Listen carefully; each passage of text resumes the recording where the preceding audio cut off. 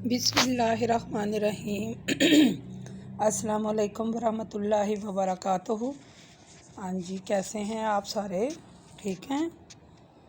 अल्लाह तबारक व तआला आप सबको सलामत रखे। आज हम सूरत बाकरा जो है, ये इसकी जो आयत है, ये काफ़ी यानी कि तवील तरीन आयतों में से आयत है। आयत नंबर 61। सूरत बकरा में काफ़ी लंबी आयात हैं, ये भी उनमें से एक है। तो आज हम एक ही आयत पढ़ेंगे, सूरत बकरा की आयत नंबर 61। आपको पता है जैसे कि वो बनी इसराइल का मौजू चल रहा है, तो ये आयत भी उन्हीं के रिलेटेड है। ठीक है, तो चले शुरू करते हैं। वइज़ कुल्तुम या मूसा लन नस्बिरा अला तआमिन वाहिदिन फ़दउ लना रब्बका युख़रिज लना मिम्मा तुनबितुल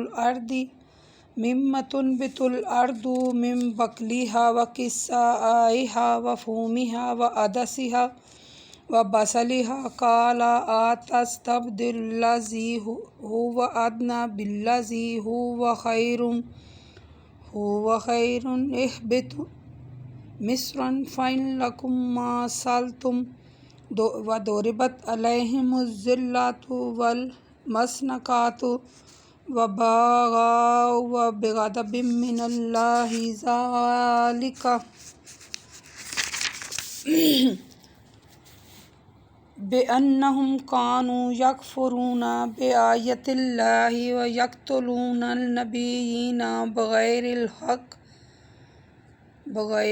हक़ ज़ालिका बिमा असव व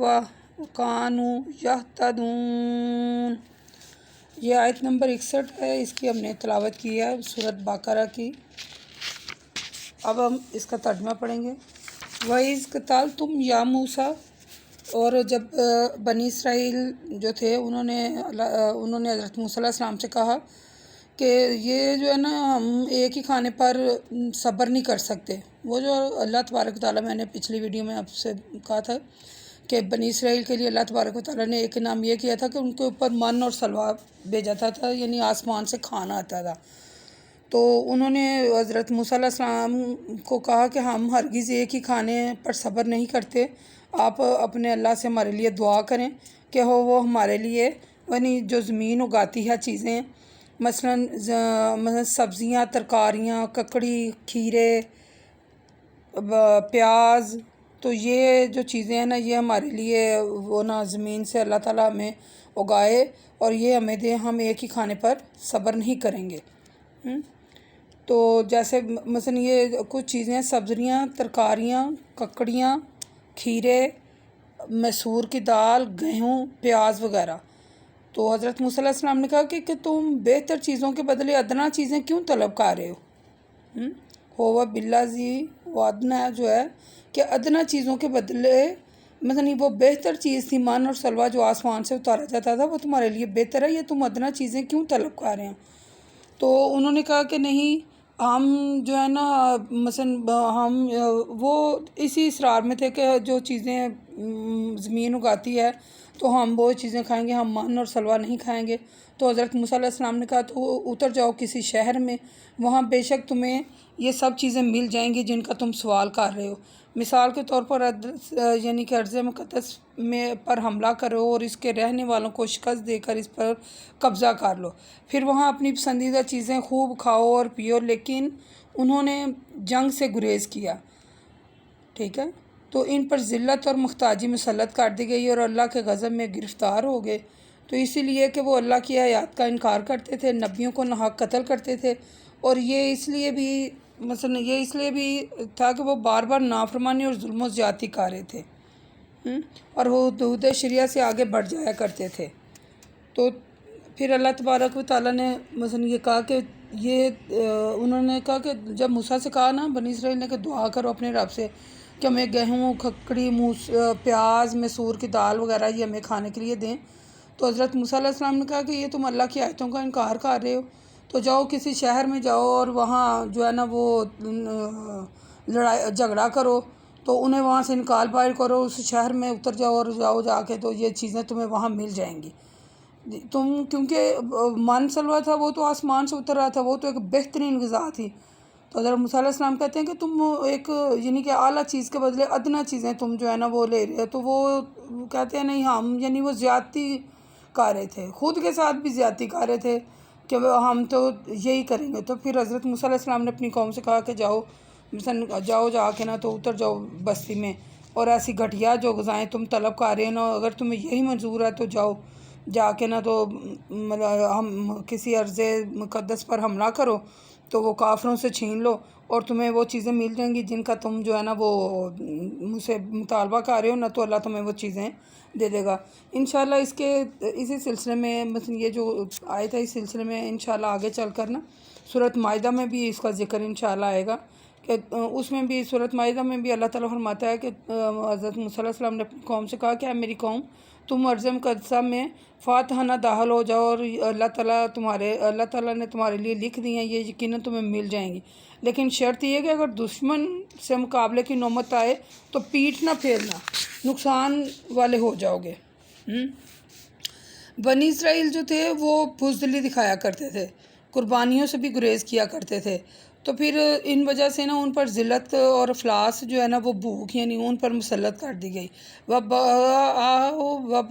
مِّنَ اللَّهِ، یعنی اللہ تعالیٰ کے غضب میں گرفتار ہو گئے، تو اس مثلا وہ گرفتار ہو گئے، اس ذلت اور افلاس اور غضب الہی کا سبب صرف ان کی بزدلی اور تن آسانی نہیں، بلکہ اس کا سبب یہ بھی تھا کہ وہ یکفرون بآیات اللہ، اللہ تعالیٰ کی آیتوں کا انکار بھی کرتے تھے، ساتھ میں انہیں چھپاتے تھے، یعنی حق پر جو تھا وہ پردہ ڈالتے تھے۔ یقتلون النبیین، انبیاء علیہ السلام کو ناحق قتل کرتے تھے، یہ کسی بھی صورت میں یہ جائز نہیں تھا کہ وہ انبیاء کا جو تھے وہ قتل کرتے اور مسلسل نافرمانیاں کرتے، اور اگر وہ ایسے ہی کرتے تھے، شرعی حدود جو مقرر کر رکھی تھی وہ آگے بڑھ جاتے، ظلم و زیادتیاں کرتے، تو اس لیے ان پر نا یعنی کہ یہ جو ذلت امیز عذاب تھا نا یہ ان پر آ گیا تھا، اس لیے وہ غضب الہی میں بھی وہ گرفتار ہو گئے اور رحمت الہی سے دور ہو گئے۔ مثلا آپ جو ہے نا سورۃ بقرہ کی آیت نمبر 49 سے لے کر 61 تک کا خلاصہ یہ ہے کہ بنی اسرائیل کو سب سے پہلے اللہ نے فرعون کی حکومت جو تھی اس میں ذلت والی زندگی گزارے تھے،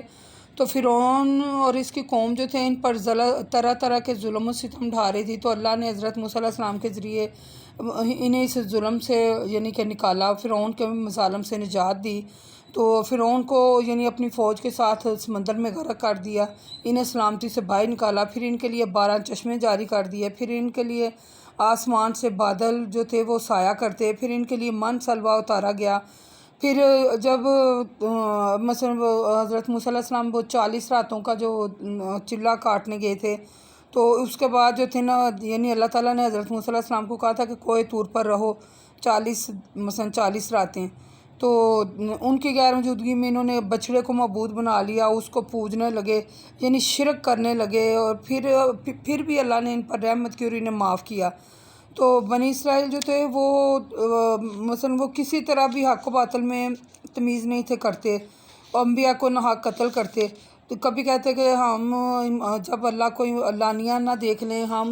مثلا ایمان نہیں لائیں گے، مطلب اس طرح کی جو باتیں تھیں نا وہ جیسے ابھی ہم نے آیت نمبر 61 میں پڑھا کہ وہ کہتے ہیں جاؤ اپنے رب سے کہو کہ ہمیں ککڑی، خربوزے، پیاز، گیہوں، ساگ، سبزی ترکاری جو ہے یہ ہمیں دے، جب کہ وہ بن اور سلوا کھا رہے تھے، تو ایسے ہی وہ روگردانیاں کرتے، اللہ تعالیٰ کی آیت کا انکار کرتے اور برابر ظلم و زیادتیاں کرتے رہتے، تو پھر اس وجہ سے اللہ تعالیٰ نے ان پر ذلت اور افلاس کو ان پر مسلط کر دیا۔ یہ مین جو ہے نا آیت نمبر 49 سے لے کر آیت نمبر 61 تک یہ بنی اسرائیل کے حق میں یہی ان کا خلاصہ ہے کہ اللہ تعالیٰ نے ان پر رحمتیں کرتے، ان پر جو تھے اللہ تعالیٰ رحمان اور رحیم تھے بہت زیادہ، ان پر مہربانیاں کرتے، اور یہ جو تھے نا یہ آگے سے ایسے ظلم و زیادتیاں اور مثلا ایسے حضرت موسیٰ علیہ السلام کو تنگ کرتے، کبھی کچھ کرتے، کبھی بچڑے کو معبود بناتے، کبھی کچھ اور کبھی کچھ، تو اس طرح مثلا اللہ تبارک و تعالیٰ فرماتے ہیں کہ بنی اسرائیل کی نقل نہیں کرنی چاہیے۔ مثلا یہ آیت اللہ نے بتائی ہے کہ اللہ تعالیٰ ان پر اتنے زیادہ مثلا مہربان تھے تو اگر اللہ تبارک و تعالیٰ انسان پر مہربان ہے تو انسان کو چاہیے کہ اللہ تعالیٰ کی جو نعمتیں ہیں اور رحمتیں ہیں اس کی قدر کرے اور اللہ کا شکر ادا کرے، نہ کہ وہ حق کو چھپائے اور نہ ہی جو ہے وہ نعمتوں ہیں جو ہیں اللہ تعالیٰ نے ہمیں جو نعمتیں دی ہیں اس کا انکار کرے، بلکہ جو اللہ نے نعمتیں دی ہیں ان کا شکریہ ادا کرے اور اللہ تعالیٰ کی فرما برداری میں ہی رہے، اور اللہ جو ہے موجودہ مثلا ہر ایک جو اللہ تعالیٰ نے نعمت سے نوازا ہے اس کا شکریہ ادا کرے، ان نعمتوں کا حق ادا کرے، اور مثلا حق کو نہ چھپائے۔ اللہ کی نافرمانی میں زندگی گزارنے جو مخلوق جو ہے نا وہ زندگی گزارے تو پھر اس پر عذاب جو ہے وہ مسلط ہو جاتے ہیں۔ اللہ تبارک و تعالیٰ ان کو ذلیل و خوار کر دیتا ہے کہ پہلے کیا تھے اور اب کیا ہیں۔ تو بات کا خلاصہ مین یہی ہے کہ اللہ تبارک و تعالیٰ سے ہمیں دعا کرنی چاہیے۔ میں جیسے مثلا جب بھی ویڈیو میری ختم ہو تو میں اللہ سے دعا کرتی ہوں، یا اللہ مجھ سمیت جو اس کو سننے والے ہیں اور جو میری اس ویڈیو کو پڑھنے والے ہیں سننے والے ہیں سب کو اپنی حفظ و مان میں رکھ اور سب کو نعمتوں اور رحمتوں سے نواز دے، اور انشاءاللہ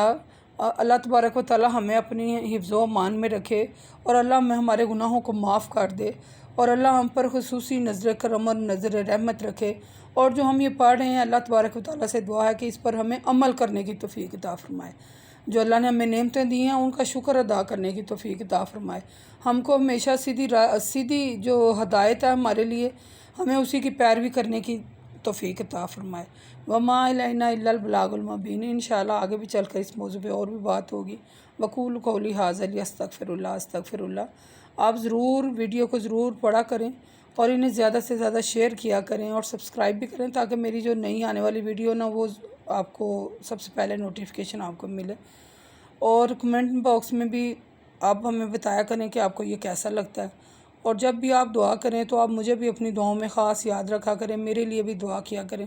مجھے آپ کی دعاؤں کی بہت زیادہ سخت ضرورت ہے۔ آمین ثم آمین۔ السلام علیکم ورحمۃ اللہ وبرکاتہ۔